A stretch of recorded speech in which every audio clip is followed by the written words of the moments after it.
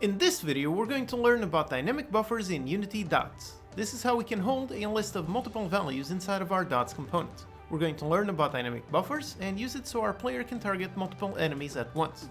Let's begin!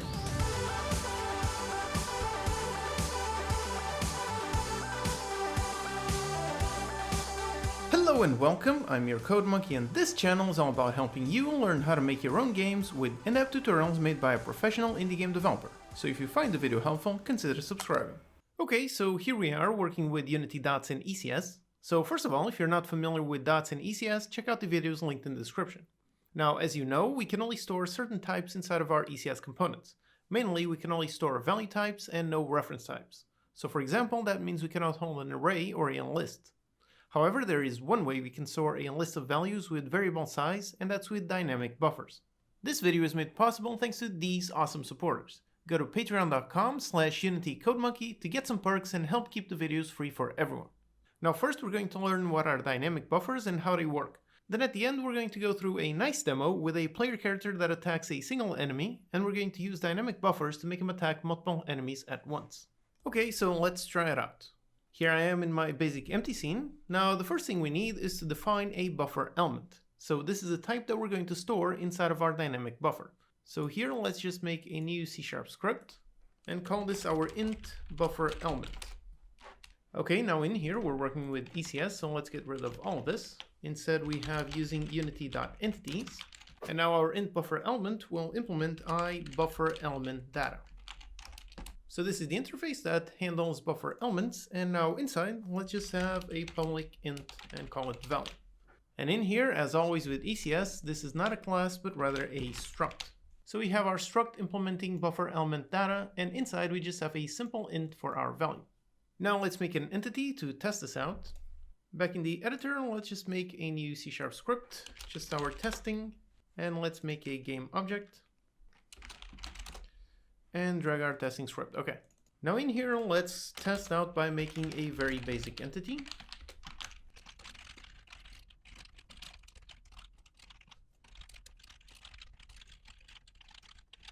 Okay, so here we're grabbing the default world and creating a basic empty entity.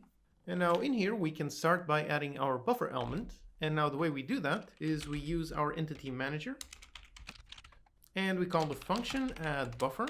We pass in our buffer element type, so in this case our int buffer element, and pass in our entity. Okay, so here we're adding our buffer of type int buffer element into our entity. Now this function, as you can see, returns a dynamic buffer. And now with our dynamic buffer, we can add a bunch of elements. So in here we can work with it just pretty much as if it were a normal list. So access the dynamic buffer and call add, and inside pass in a new buffer element, and here we can set a value. Okay, so there it is, very simple. We create our empty entity, we call add buffer, that returns a buffer, and then on the buffer we add individual elements. All right, so let's test. And yep, here we are with our entity debugger, and there it is, our created entity, and as you can see, it has the int buffer element, and then we have 3 values inside, 1, 2, and 3.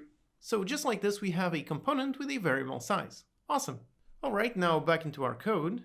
Over here, we are getting our dynamic buffer and calling the function add and creating a new buffer element. But if our buffer only has one value, like we did in here, we just have a int value, then we can simplify this by using our dynamic buffer and calling the function reinterpret. This reinterprets our buffer element into a specific type. So in this case, we can reinterpret it as an array of ints.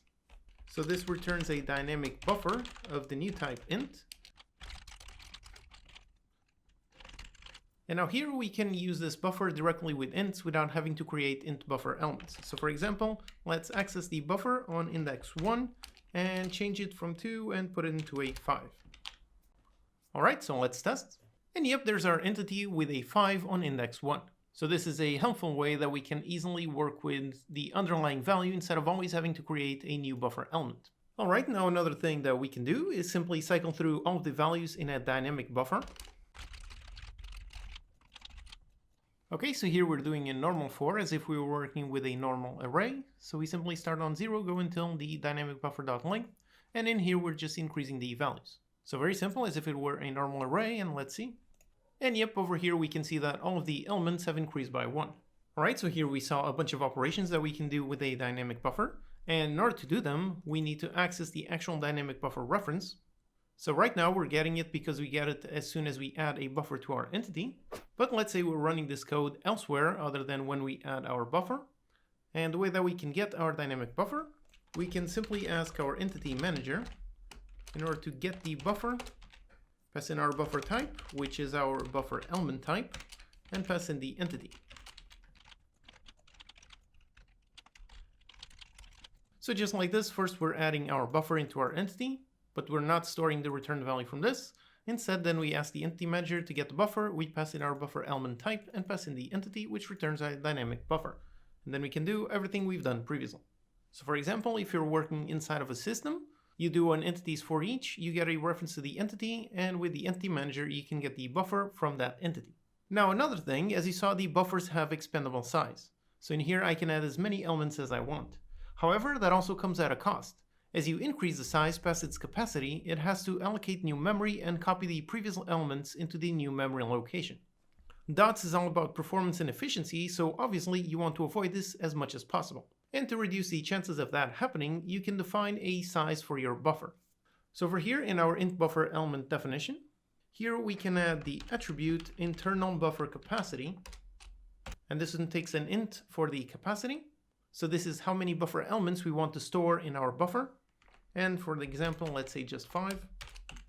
So in this case, when an entity holds a buffer of this type, it will be created with enough space to hold 5 elements.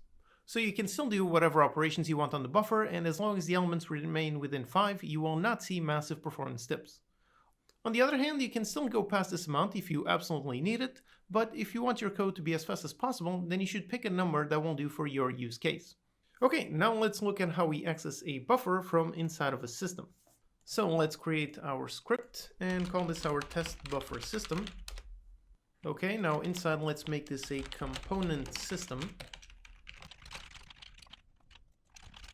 Alright, now on our update, let's do a very simple entities.forEach. And in here we can simply use dynamic buffer and pass in our int buffer element type. And just like this, we use it as if we were using any other component. So here, for example, let's cycle through the buffer elements and increase them.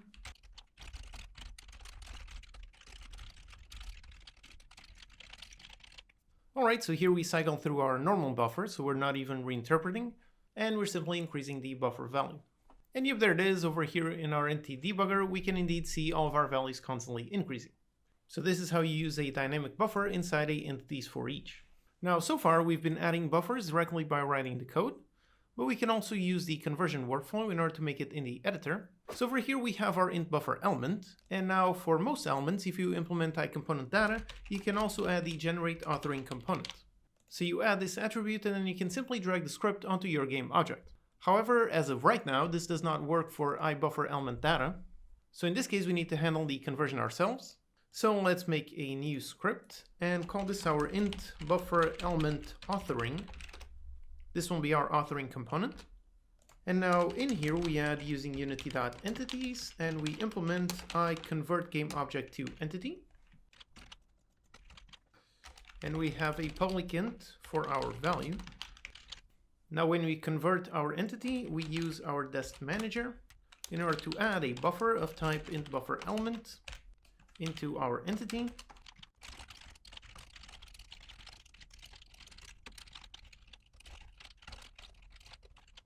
Alright, so in our authoring component, we have a value array of our ints. Then by implementing this interface, the conversion system will call this function. And in here, we're adding the buffer just like we did previously. And then we take out our dynamic buffer, we cycle through our value array, and we add them as int buffer elements. And also, in order to be able to add it, we also need to implement mono behavior. So now we can go back into the editor. And in here, we create a new game object. And now we can drag our int buffer element authoring component. And there you go, we have our value array. So here, let's say 2, let's put a 5 and a 6. And in order to convert this automatically, we need the convert to entity script. All right, so let's see if we have another entity being automatically instantiated with int buffer element with 2 elements. Let's see. And if there it is, here's our game object. As you can see, it was automatically converted and we have our 2 elements and the system is still working on both of these. Now another thing we can do is access the buffer of another entity.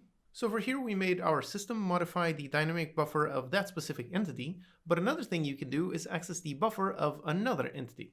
Alright, so now let's try it out and make two separate entities. Now we're going to identify them with empty tag components.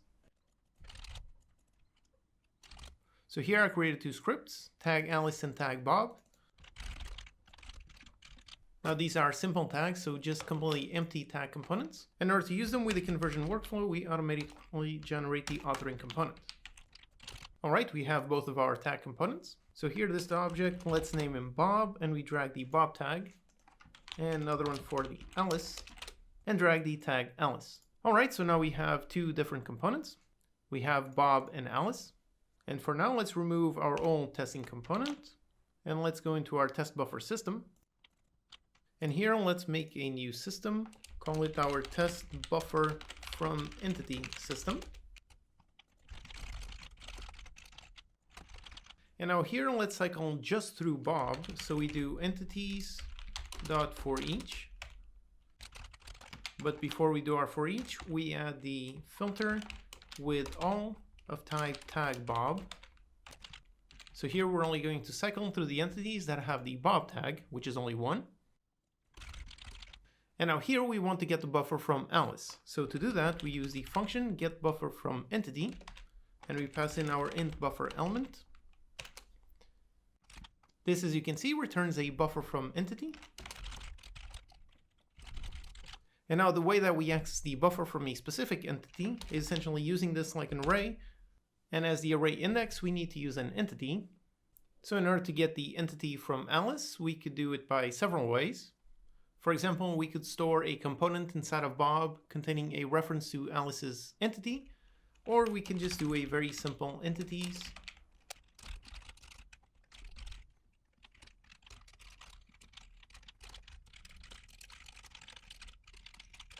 So here we're doing a for each on the entities that have the Alice tag, and we assign onto this one, the one that we find, and now we can access this one on our buffer entity. So with this, we have our dynamic buffer.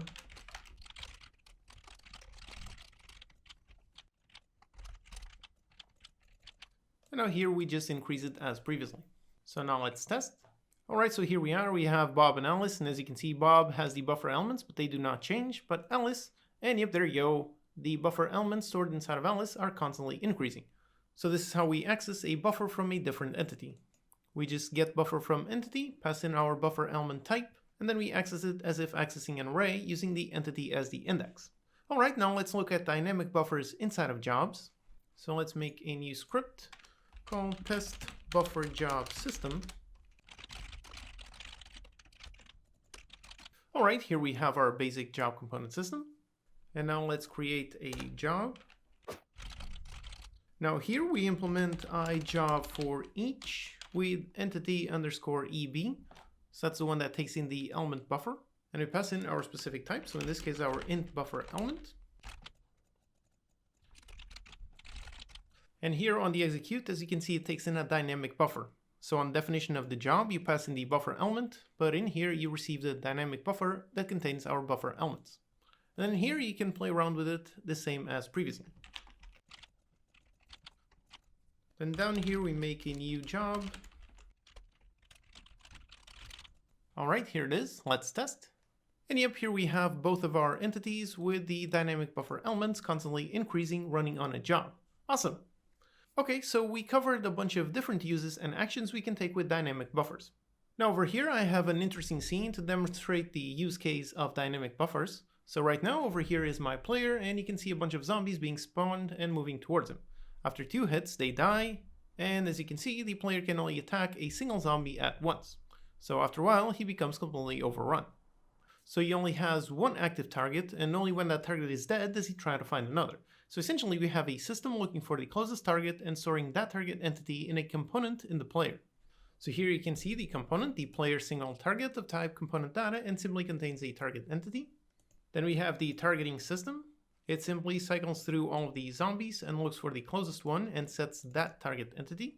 And then the attack system, which has a simple attack timer. It checks the player single target component. If it has a target, then it spawns a kunai in order to attack that target. So again, here is the demo, and the limitation is we're only attacking one enemy at a time. Now that we've learned about dynamic buffers, let's use one so the player can target multiple enemies at once. So first we create our dynamic buffer element.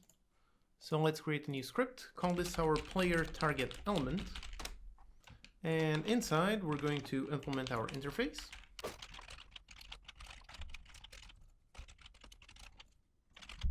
Alright, so here's our buffer element data that contains a target entity, and let's define it as a buffer capacity of 5. So here in the scene I have the player game object. As you can see, it has the various components and using the conversion workflow. So let's make a authoring component.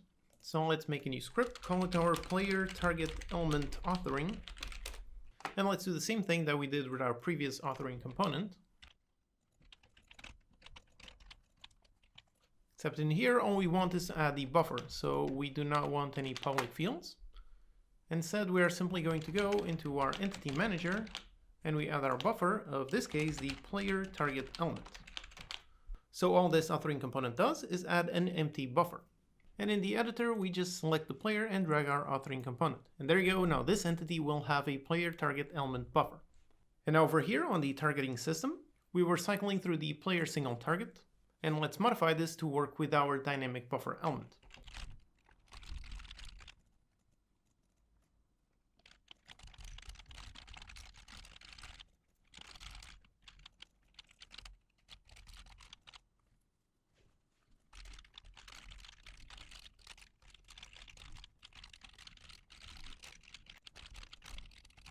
Alright, so here I modified the code in order to work with the dynamic buffer. So the logic is still pretty much the same, except instead of the closest, we get 5 targets that are valid within the range. So the first thing we do is clear our dynamic buffer. Then we cycle through all the zombies. We add all the ones in range into this zombie entity list. And after cycling through all of them, we add them whilst the length is under 5. So we're going to add up to 5 targets within range. And now let's go into the attack system. So here it is, and we're working with the player single target, and let's replace this with our dynamic buffer.